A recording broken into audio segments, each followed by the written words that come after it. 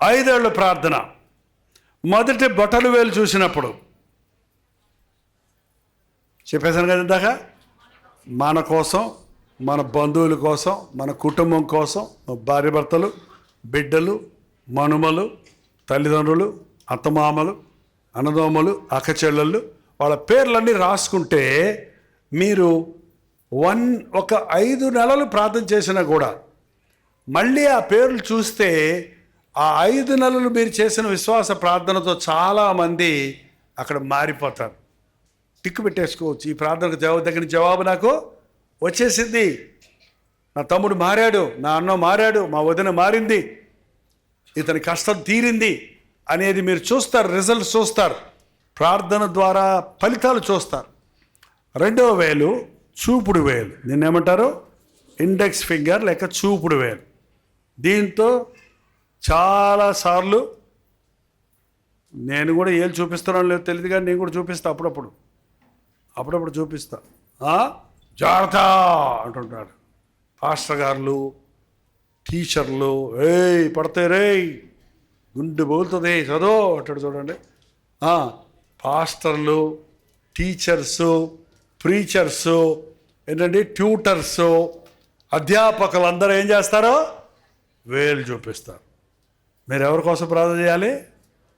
మీ pastor గారు సరిగా ఉంటేనే మీరు సరిగా ఉంటారు, గుర్తుపెట్టుకోండి. అర్థమైందా?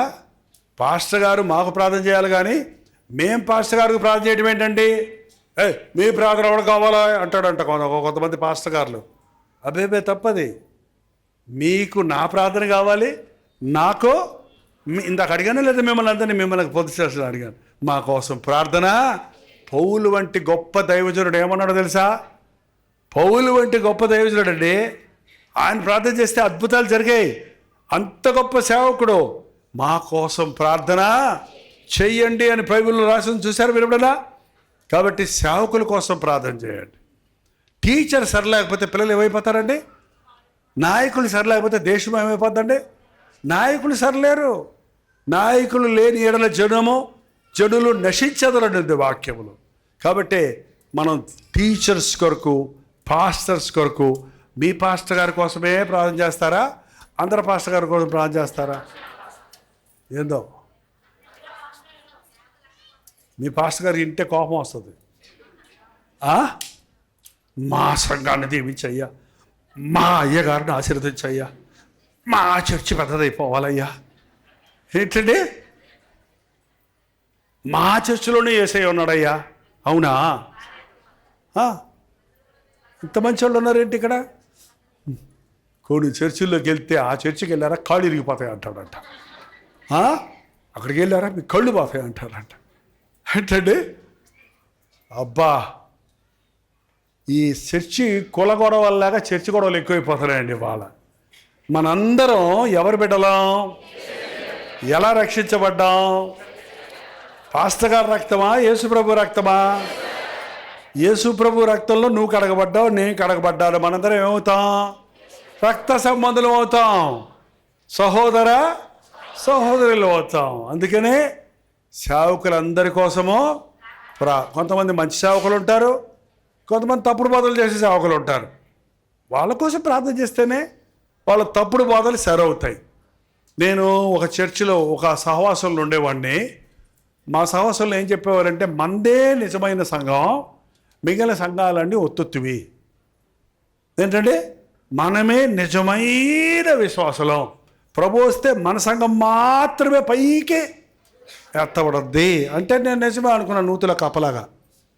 ఏంటంటే బయటకు వచ్చాను 10 సంవత్సరాలు అయిన తర్వాత ఇక్కడికి వచ్చాను, మన వెస్ట్ గోదావరి వచ్చాక నేను ఏ చర్చ్ వాళ్ళు పిలిచినా మీ డినామినేషన్ ఏంటి, మీ సిద్ధాంతాలు ఏంటి, నేను రాను, అది సరిలేదు ఇది సరిలేదు అంటుంటే నేను ప్రార్థన చేసుకుంటున్నా, ప్రభా ఈ సంఘాల వాళ్ళందరూ పిలుస్తున్నారు, నన్ను వెళ్ళమంటావా? అది సరైన లేదు, సంఘం సరిలేదు, అక్కడ విశ్వాసం సరిలేరు, అక్కడ పాస్టర్ సరిలేరు, అక్కడ సిద్ధాంతాలు సరిలేవు అని నేను ప్రార్థన చేస్తుంటే, అందుకే నేను తెచ్చాను పొమ్మన్నాడు దేవుడు.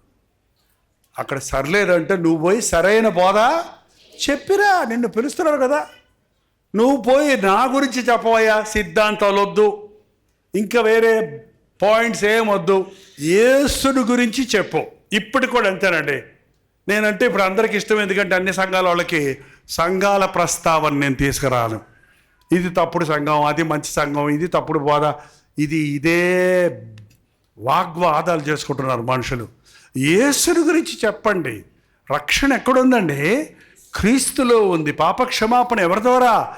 యేసులో ఉంది. మనిషికి కావాల్సింది ఏంటి? ఆచారాలు కాదు, హృదయ శుద్ధి కావాలి.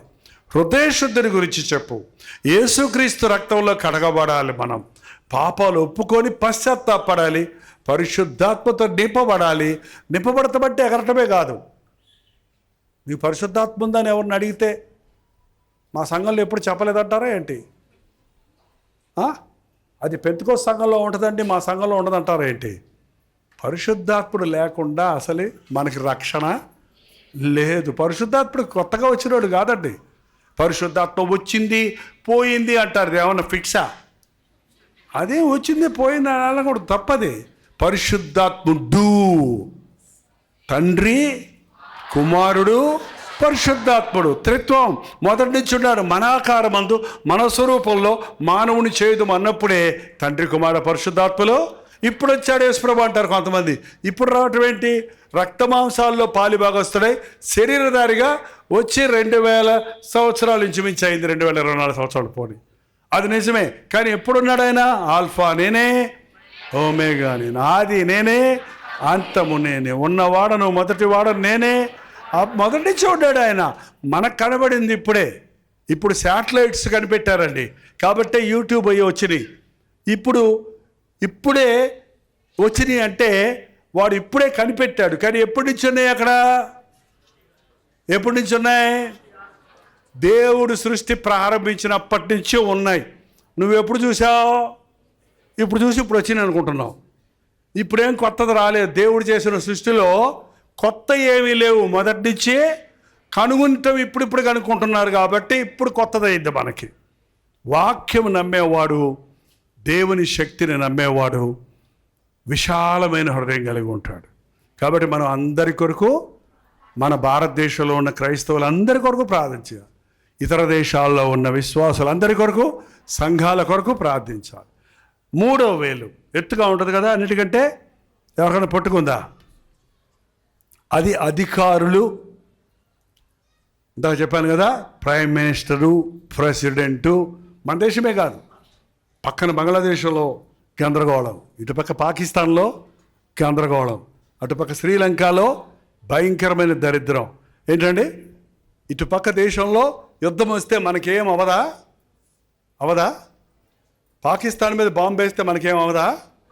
మొత్తం. అందుకే అక్కడ యుద్ధం అంటే ఇక్కడ పెట్రోల్ రేటు పెరుగుతుంది, అక్కడ యుద్ధం అంటే ఇక్కడ కరువు వస్తుంది. ప్రపంచంలో యుద్ధాలు జరుగుతున్నాయి కాబట్టి నష్టాలు కలుగుతున్నాయి. కాబట్టి ప్రజలందరి కొరకు మనం ప్రార్థన, నాయకుల కొరకు ప్రార్థన, కాబట్టి అధికారుల కొరకు ప్రార్థించాలి. ఆ తర్వాత ఇంకోటి ఉందంటే దాన్ని ఏమంటారు? రింగ్ ఫింగర్ అంటారు. ఏంటంటే చాలామంది ఉంగరం ఏలుకి పెట్టుకుంటారు. This is also called week finger. ఇది బలహీనమైన, ఇవన్నీ పనిచేసినంతగా ఇది పనిచేయదు. మీరు చూడండి, ట్రై చేయండి. ఇవన్నిటిని దేనికన్నా వాడతారు. కనీసం ఇదన్నా చెవు దొర తీసుకోవడం వాడు దీన్ని ఎక్కువ వాడరు. తంబు అసలు లేకపోతే ఏం చేయలేం. మనం తంబు కట్ చేసుకుంటే 4 ఏళ్లతో ఏం చేయలేం. ప్రతి ఏళ్ళు ముఖ్యమే, కానీ ఇది కొంచెం సపోర్టివ్ అంతే, బలహీనం. అది నువ్వు బలహీనంగా ఉందని దానికి ఏం చేస్తారంట? రింగు పెడతారు. ఏంటండి? దానికి సఫరింగు. ఏమి రింగు? బంగారం రింగ్ కాదు, సఫరింగు. ఎవరు శ్రమల్లో ఉన్నారో, ఎవరు వరద బాధితులు ఉన్నారో, ఎవరు యుద్ధభూమిలో నష్టపోతున్నారో, ఎవరు హాస్పిటల్స్లో పడకల మీద ఉన్నారో, ఎవరు అడుగు తింటూ ఆహారం లేకుండా పస్తులు ఉండే వాళ్ళు ఉన్నారో, వాళ్ళ కోసం మనం ప్రార్థన చెయ్యాలి. మన గుప్పిలి విప్పాలి. చూసారండి? బలహీనుల కొరకు మెంటల్లీ రిటాలియేట్. కొంతమందికి బ్రెయిన్ పెరగదు, మనిషి బాగానే ఉంటాడు, బుర్ర పనిచేయదు. కొంతమందికి వికలాంగులుగా ఉంటారు, ఫిజికల్లీ ఛాలెంజ్డ్, ఏదో ఒక లోపం ఉంటుంది. అలాంటి వారిని మనం ప్రేమించాలి, వారి కొరకు మనం ప్రార్థన చేయాలి. బలహీనుల కొరకు హాస్పిటల్కి వెళ్తేనండి మనం మంచి ప్రార్థన చేయవచ్చు అసలే. అట్లా పోయి మీ వాళ్ళు ఎవరు లేకపోయినా సరే అలా పోయి ఒకసారి తిరిగి వచ్చేయండి. ఇంటికి వచ్చాక మీ ప్రార్థన రాకపోతే నన్ను అడగండి. నీకు వదనాలైనా ఆ కాలు తీసేసారు, నాకు కాళ్ళు ఇచ్చావయ్యా వదనాలయ్యా, ఆడు మూలుగుతూనే ఉంటాడు, నాకు మూలుగుడు లేదయ్యా నీకు వదనాలు. అమ్మో వాళ్ళ గుండె ఆపరేషన్ అంత, నా గుండె బల కొట్టుకుంటుందే నీకు వందనాలు అని నీ కృతజ్ఞత వస్తుంది, వాళ్ళ మీద జాలి దయ కలుగుద్దండి. నేను అందుకే నేను మొదట సేవ చేసిన సేవ అంతా హాస్పిటల్ సేవే. మెడ్రాస్ పోయినప్పుడు తెలుగు రాదు నాకు మొదట్లో, కాకినాడ ఉంది కదా అక్కడ తెలుగు రాదు కాబట్టి తెలుగు వాళ్ళు ఎక్కడున్నా తమిళ్ రాదు ఎక్కడున్నాడు తెలుగు వాళ్ళని ఎత్తుకుంటూ పోతే అందరూ అరవ భాష కచ్కిచ్చి కచ్చ అంటుంటారు. ఇప్పుడంటే టీవీలో వచ్చారు కాబట్టి మీకు కొంచెం భాషలు తెలుస్తున్నాయి. అప్పుడు ఏ భాష ఏంటో మనకి అసలు తెలియదు, ఇప్పుడు వినాం. కాబట్టి అక్కడ అర్థం కాక ఏం చేయాలని చూస్తే అక్కడ గవర్నమెంట్ హాస్పిటల్ ఉంది, జనరల్ హాస్పిటల్, సెంట్రల్ స్టేషన్ ఎదురుకుంటా, రైల్వే స్టేషన్ ఎదురుకుంటా. అక్కడ తెలుగు వాళ్ళు ఉంటారని వెళ్తే హాస్పిటల్స్లో నెల్లూరు నుంచి, తడ నుంచి, ఆ బోర్డర్ నుంచి వచ్చిన తెలుగు వాళ్ళు బెడ్ల మీద ఉండేవాళ్ళండి. వాళ్ళ నడుచుకుంటూ వాటిలో పోతే వాళ్ళు తెలుగు మాట్లాడుకుంటే, మీరు తెలుగు వాళ్ళ అంటే అవునయ్యా నువ్వు తెలుగుడువా, నిన్న నుంచి మమ్మల్ని ఎవరు పట్టించుకోవట్లేదయ్యా, ఈ బెడ్ మీద పడేసిపోయారయ్యా అంటే వాళ్ళు కూర్చొని కాసేపు వాళ్ళ బాధలేని వాళ్ళకి ప్రార్థన చేయనా అంటే అయ్యా చెయ్యయ్యా అని ప్రార్థన. ఇప్పుడంటే మీరు నేను తెలుసు కాబట్టి ప్రార్థన చేయమంటున్నారు.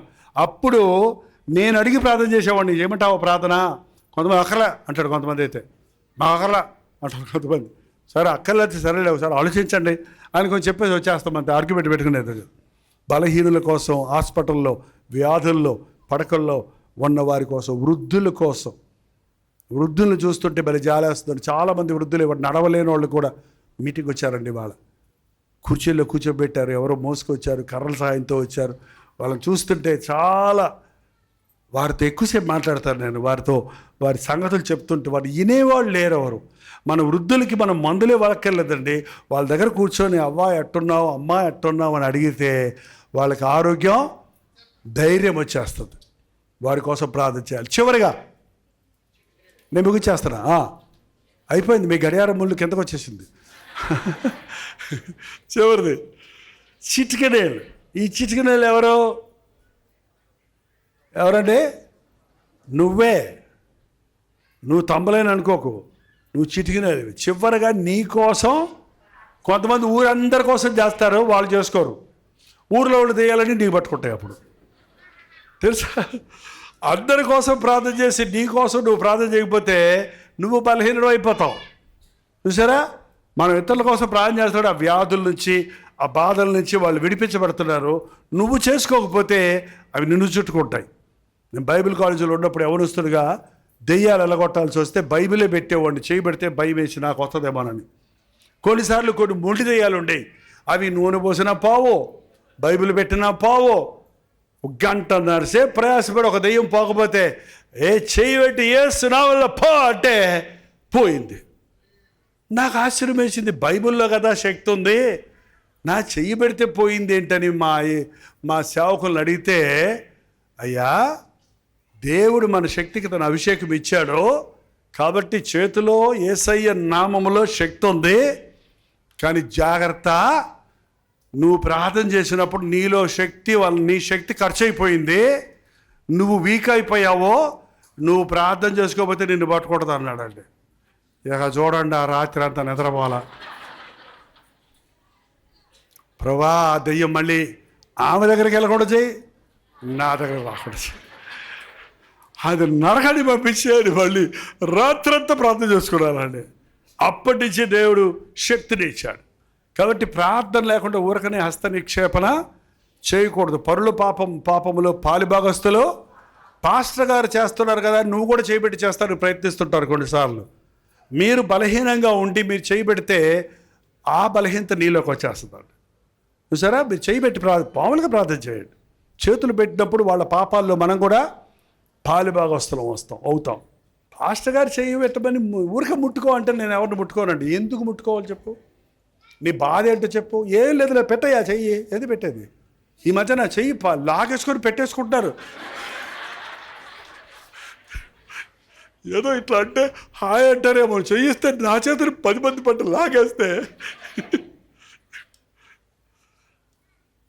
కొంతమందికి ఆ నమ్మకం ఉంటుంది, మీ నమ్మకం మీకు మేలు చేస్తుంది, కానీ అది అవసరంలా. నీకు న్యూ బిగినర్స్కి, అది కొత్త వాళ్ళకి, యేసుని ఎరగని వాళ్ళకి, యేసు ప్రభు సత్యమో తెలియని వాళ్ళకి నీ చేతిలో కూడా దీవెన ఉందండి. నువ్వు రక్షించబడింది, నీ హృదయం శుద్ధిగా ఉంటే, నీలో క్రీస్తుంటే నీ చేతిలో కూడా క్రీస్తు యొక్క శక్తి ఉంటుంది. మన శరీరంలో రక్తం ఎక్కడ ఉంటుంది? ఎంతసేపు ఆలోచిస్తారేంటి? ఎక్కడ ఉంటుంది? గుండెకాయ ఎక్కడ ఉంది, కిడ్నీస్ అక్కడ ఉంటాయి, లివర్ ఎక్కడ ఉంటుంది, అన్ని కళ్ళు ఎక్కడ ఉన్నాయి, ముక్కు ఎక్కడ ఉంది, రక్తం ఎక్కడ ఉంటుంది?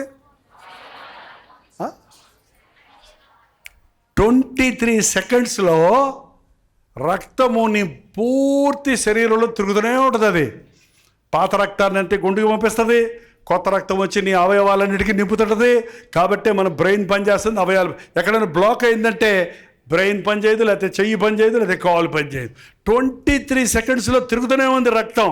మన శరీరంలో ప్రతి భాగము కొత్త రక్తంతో, ఆక్సిజన్తో ముట్టుకున్నప్పుడే ఆరోగ్యంగా మనం, అంత అద్భుతంగా దేవుడు మనల్ని చేశాడు. కాబట్టి నీ హృదయంలో పరిశుద్ధత ఉంటే, నీ రక్తంలో పరిశుద్ధత ఉంటుంది. నీ జీవితం క్రీస్తునికి అంకితమైతే, నువ్వెవరివైనా సరే, నీవు ప్రార్థన చేసిన దేవుడు హృదయం సరిలేకుండా దేవుని పనులు చేయటం, నీ హృదయం దేవుని ఎదుట సరిలేదు కనుక ఈ విషయంలో నీకు పాలు పప్పులు లేవు.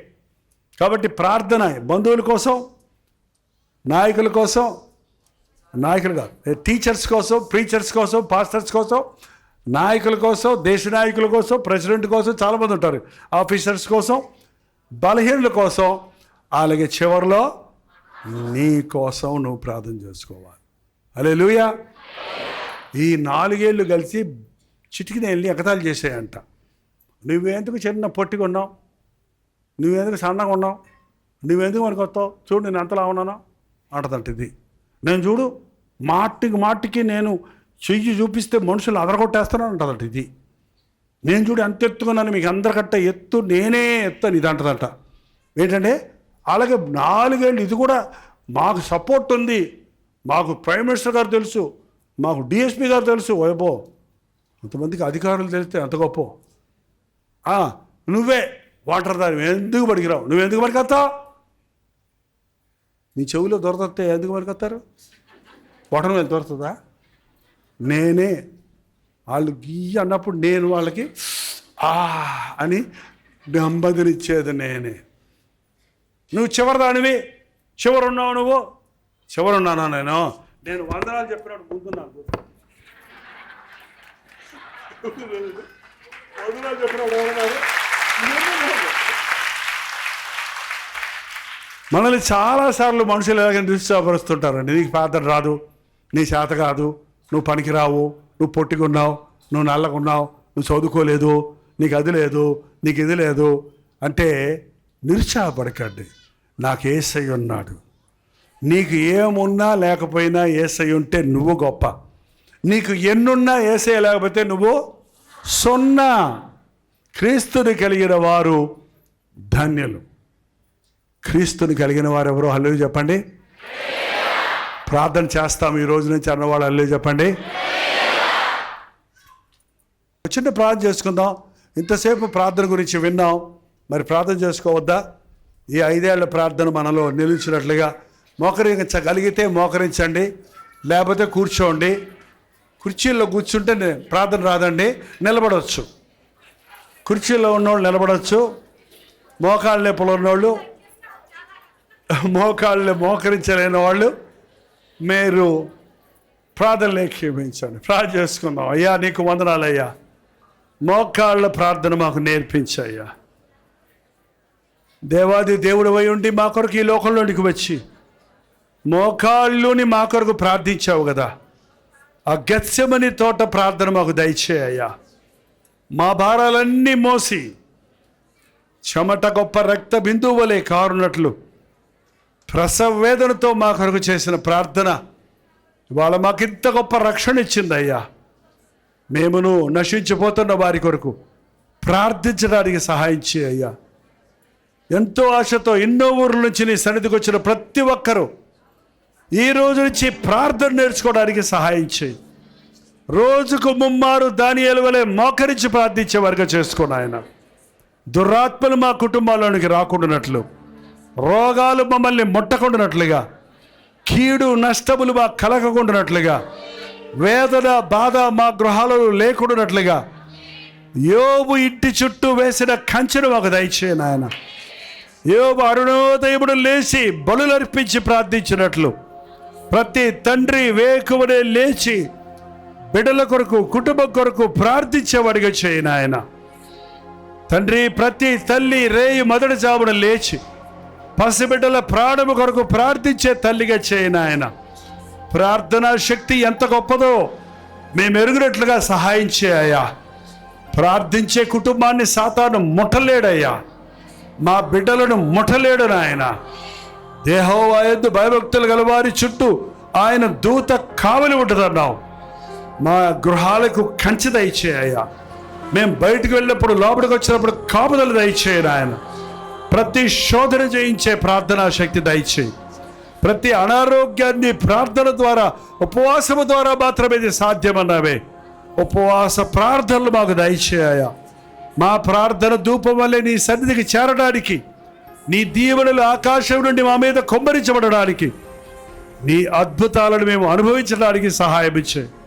మా బంధువులందరి కోసం, రక్త సంబంధులందరి కోసం ప్రార్థించడం సహాయం చేయ్యా. మా బోధకుల కొరకు, సేవకుల కొరకు, పాస్టర్ గారుల కొరకు ప్రార్థించేవారిగా మమ్మల్ని చేయను ఆయన. మా దేశం కోసం ప్రార్థించేవారిగా చేయ్యా. మా దేశ నాయకులను దర్శించము తండ్రి. ఎంతోమంది వరదలో నష్టపోయారయ్యా, చలిలో ఉన్నారయ్యా, ఆకలితో ఉన్నారయ్యా, యుద్ధములో ఎంతోమంది గృహాలు పోగొట్టుకొని నిరాశ్రయులై ఉన్నారయ్యా. ఇజ్రాయెల్ దేశంలో గాజా స్ట్రీట్లో ఉన్న ప్రతి వారి కోసం ప్రార్థిస్తున్నామయ్యా. అయ్యా, నీ ఉగ్రత భూమి మీదకి వస్తుంది.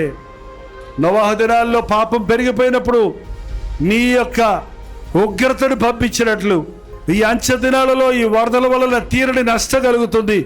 ఇది కారణం ఆయా స్థలాల్లో ఉన్న పాపం పెంచిపోవటం వల్లేనని గ్రహించుకోవడానికి సహాయం చేయి. నీ పాదాలు పట్టుకోవడానికి సహాయం చేయి. అమాయకులు బాధపడుతున్నారయ్యా, చంటి పిల్లలు బాధపడుతున్నారయ్యా, వృద్ధులు బాధపడుతున్నారయ్యా. జ్ఞాపకం చేసుకో యేసయ్యా. జాలి కలిగిన దేవా, మా నీతిని బట్టి కాక నీ కృపను బట్టి మమ్మల్ని క్షమించము. ఈ రాత్రి ఆవరణలో ఉన్నవారిని చూడయ్యా. ఎన్నో అవసరతలతో వచ్చారయ్యా, ఎన్నో రీతులుగా కొరతలు ఉన్నాయ్యా. నిన్ను నమ్మిన వారు కదా అయ్యా, నీకు ప్రార్థించేవారే కదయ్యా, నీవు ప్రేమించిన వారే కదయ్యా. వారిని మీద జాలి చేసుకున్న ఆయన. శరీర బలహీనతల్లో ఉన్న వారిని స్వస్థపరచము తండ్రి. ఆధ్యాత్మికంగా ఎదగలేని పరిస్థితుల్లో ఉన్న వారికి నీ అభిషేకము దయచేయను ఆయన. నీ అగ్నితో పుటం వేయము తండ్రి. మాలో ఉన్న శరీర కార్యాల నుంచి విడిపించము నాయన. శరీర రోగాల నుంచి విడిపించము తండ్రి. ఎంతోమంది ఆర్థిక ఇబ్బందుల్లో ఉన్నారయ్యా. ఎంతోమంది యవనస్తులు ఉద్యోగాలు లేవని బాధపడుతున్నారయ్యా. సంపాదన లేక ఇబ్బందుల్లో ఉన్నారయ్యా. ప్రభుత్వాలు మాకేం చేయగలవయ్యా? ఆకాశం భూమిని సృష్టించిన సృష్టికర్తవు నీవే కదా. యెహోవా ఈరే అనే మాట మా పట్ల నెరవేర్చు నాయన. నిరుద్యోగులకు ఉద్యోగములు దయచేయి తండ్రి. అద్భుతాలు చేసే దేవుడు నిరూపించు నాయన. ప్రతి శ్రమలో విడుదల దయచేయి. భార్యాభర్తల మధ్య జగడాలయ్యి ఎంతోమంది కుటుంబాలు విడిపోతున్నారయ్యా. అనుమానాలతో బ్రతుకుతున్నారయ్యా. అట్టి కుటుంబాల్లో శాంతి సమాధానాలు దయచేయి. ఎంతోమంది త్రాగుడికి బానిసలైపోయారయ్యా. భార్య బిడ్డలు కూడా నిర్లక్ష్యం చేసుకుంటూ త్రాగి తమ శరీరాన్ని, తమ సంపాదన పాడు చేసుకుంటున్న తాగుబోతుల్ని రాత్రి నజరేయుడైన యేసుక్రీస్తు నామములో విడుదల చేయించున్నాము తండ్రి. ఈ ఆవరణలోనికి ఎవరైనా త్రాగుబోతు వచ్చుంటే ఇదే వారికి చివరి రోజయ్యా. మళ్ళీ మద్యము జోలికి వెళ్లకుండా వారి హృదయంలో పరివర్తన కలుగజేయి తండ్రి. ఎంతమంది డ్రగ్ అడిక్ట్స్ అయిపోతున్నారు మా పిల్లలయ్యా. ఎంతమంది కాలేజ్ స్కూల్స్లోనే పాపానికి చోటిచ్చే మా యవ్వనస్తుల్ని దర్శించయ్యా. మా యవ్వనస్తుల్ని అపవాది ముట్టకుండా చేయనాయన. మా యవ్వనస్తులు నీవిచ్చిన సంతానం కదా, నీ బిడ్డలు కదా నాయన. మా బిడ్డలను రక్షణ దయచే తండ్రి. మా కుటుంబాల్లో సమాధానం దయచే. మా దేశంలో దీవెన దయచే తండ్రి. ఈ లోకములో సమాధానము దయచే. నీ రాకడ కొరకు మమ్మల్ని సిద్ధపరచిన ఆయన. నోవహు దినాల వలె, లోతు దినాల వలె పాపం పెంచిపోయిన దినాల్లో మేమున్నామే. నీ వస్తే నేను ఎత్తబడతానా, నీ వస్తే నీ రాజ్యంలో ఉంటానా అని మమ్మల్ని మేము పరీక్షించుకొని మెలకువగా ఉండి ప్రార్థన చేయడానికి సహాయం చేయి. తిండి వలన, ఐహిక విచారణ వలన మత్తులమై ఉండక నాయన మెలకువగా ఉండి ప్రార్థన చేయటకు సహాయం చేయి. ఈ సాయంత్రం ఆరాధనకు వచ్చారో ఎవ్వరు మేలు పొందకుండా పోనివద్దయ్యా. ఇది వారి జీవితంలో గుర్తించుకున్న రోజుగా ఉండినట్లు నీ అభిషేకము దయచేయను ఆయన. నీ అగ్నిని మా మీద కురిపించు నాయన. ప్రతి కల్మషాన్ని దహించి వేయి తండ్రి. ప్రతి లోపాన్ని సరిచేయను ఆయన. ప్రతి కొరతను తీర్చు ప్రభువా. ప్రతి బాధ నుంచి విడిపించు ఆయన. ప్రతి కన్నీటి బాష్పాన్ని తుడిచివేయి ప్రభువా. సమాధానం మా గుండెల నిండా ఉండడానికి, సంతోషంతో మా బ్రతుకుల్లో సాగడానికి, నిన్ను మహిమపరిచే బిడ్డలుగా నీ రాకడ వరకు నిలిచి ఉండడానికి మా ఒక్కొక్కరికి నీ సహాయం చేయమని క్రీస్తు నామములో అడుగుచున్నాను తండ్రి, ఆమేన్. సమస్యల్లో ఉన్నారా? సమాధానం లేని స్థితిలో ఉన్నారా? ఆదరణ లేని స్థితిలో ఉన్నారా? వ్యాధులతో సతమతమవుతున్నారా? కోర్టు కేసుల్లో చిక్కుని ఉన్నారా? అనవసరమైన నిందలు భరించలేక ఆత్మహత్య చేసుకుందాం అనుకుంటున్నారా? కృంగిన స్థితిలో ఉన్నారా? తీరని వ్యాధిలో ఉన్నారా? ఆర్థిక ఇబ్బందుల్లో ఉన్నారా? యేసుక్రీస్తు మిమ్మల్ని ప్రేమిస్తున్నాడు. మిమ్మల్ని దీవించాలని, మిమ్మల్ని ఆశీర్వదించాలని, విడిపించాలని ఆశిస్తున్నాడని నమ్మండి. ఆయన మన అవసరతలన్నీ తీర్చడం కోసమే తన రక్తాన్ని మన కొరకు చిందించాడు. ఆయన నామంలో పాప క్షమాపణ ఉన్నది. ఆయన రక్తము ద్వారా మనకు శుద్ధీకరణ ఉన్నది. ఈరోజే యేసుక్రీస్తునందు విశ్వాసం ఉంచి ప్రార్థించండి. మీ సమస్యలన్నిటి నుంచి ఆయన విడిపించడానికి సమర్థుడని విశ్వసించండి. మీ పక్షంలో మేము ప్రార్థించాలని ఆశిస్తే మీ పేరు, చిరునామా వివరాలతో పాటు మీ ప్రార్థనా అవసరాలు మాకు తెలియచేయండి. మీ పక్షంలో విజ్ఞాపన చేయడానికి మేము ఎప్పుడు సిద్ధంగా ఉన్నాం. ఈ కింద ఉన్నటువంటి ఫోన్ నెంబర్లకు మీరు వాట్సాప్ మెసేజ్ పంపించవచ్చు. వాటిని పరిశీలించి ప్రభు సన్నిధిలో మీకోసం విజ్ఞాపన చేస్తున్నాం.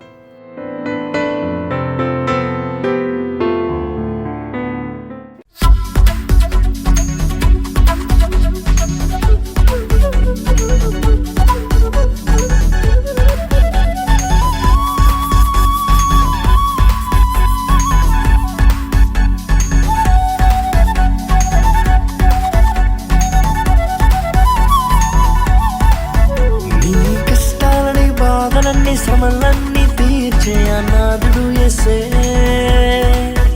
నీ కష్టాలని, బాధలన్నీ, శ్రమలన్నీ తీర్చే అనాథుడు యేసే.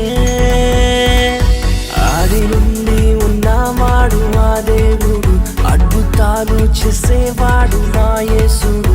ఆది నుండి ఉన్నవాడు ఆ దేవుడు, అద్భుతాలు చేసేవాడు నా యేసుడు.